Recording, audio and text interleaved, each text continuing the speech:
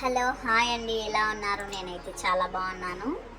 ఇక ఇవాళ ఆఫ్టర్నూన్ లంచ్కి వచ్చేసి మా పాప 12:30 కల్లా వచ్చేస్తుంది స్కూల్ నుంచి.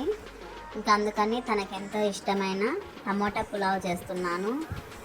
ఇది పెరుగు చట్నీ అయినా బాగుంటుంది, ఏదైనా కర్రీ, ఆలు కర్రీ అలాగా ఏ దాంట్లోకైనా బాగుంటుందండి. చాలా సింపుల్గా ఈజీగా అయిపోతుంది. ఒక బాండిల్ పెట్టుకొనేసి అందులో కొద్దిగా ఆయిల్, కొద్దిగా నెయ్యి వేసేసి, ఇక బిర్యానీ ఆకు, చెక్క, లవంగం వేసేసి, మళ్ళీ అందులోనే కట్ చేసుకున్న ఆనియన్స్, పచ్చిమిర్చి కొద్దిగా బాగా ఫ్రై అయిన తర్వాత ఒక 4-5 ఎర్రటి టమోటాలు, బాగా పండినటివి టమోటాలు కట్ చేసేసుకొని మిక్సీ జార్లో వేసుకొని మెత్తగా పేస్ట్ లాగా గ్రైండ్ చేసుకోవాలి. ఆ తర్వాత ఈ ఆనియన్స్ అవి బాగా మగ్గిపోయిన తర్వాత, ఎర్రగా ఇలా వచ్చిన తర్వాత టమోటా సాస్ అంతా అందులో వేసేసుకోవాలి.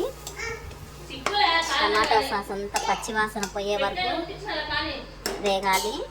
ఇంకా అందులో సాల్ట్ వేసుకోవాలి, కొద్దిగా మనకు సరిపడినంత సాల్ట్ వేసేసుకొని బాగా ఫ్రై చేసుకొని ఆ వాటర్ అంతా ఇంకిపోవాలి.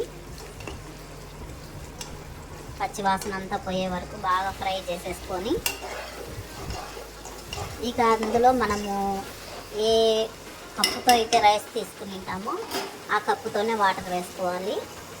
నేను 1 కప్పు రైస్ తీసుకున్నాను కాబట్టి అదే కప్పుతోనే 1.5 మాత్రమే వేస్తున్నాను వాటరు.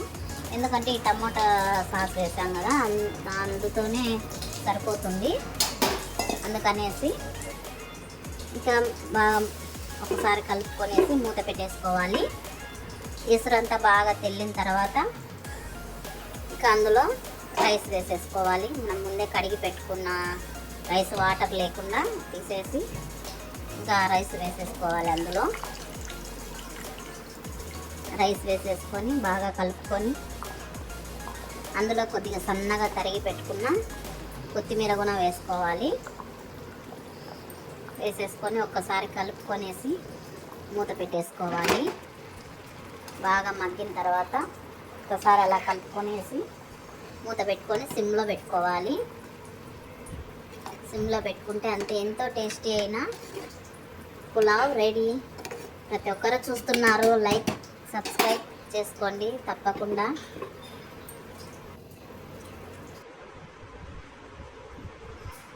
మీరు కూడా ట్రై చేసి ఎలా వచ్చిందో ఖచ్చితంగా చెప్పండి. ప్రతి ఒక్కరూ చూస్తున్నారు, సబ్స్క్రైబ్ చేసుకోలేదు, సబ్స్క్రైబ్ చేసుకోండి, లైక్ చేయండి తప్పకుండా. నన్ను ఎంతో ఆదరించిన మీ అందరికీ థ్యాంక్స్ అండి. నా హృదయపూర్వక ధన్యవాదాలు. థ్యాంక్ యూ అండి. బాయ్. మీ అందరి బ్లెస్సింగ్తో నేను ఇంకా ముందుకు వెళ్ళాలని కోరుకుంటున్నాను.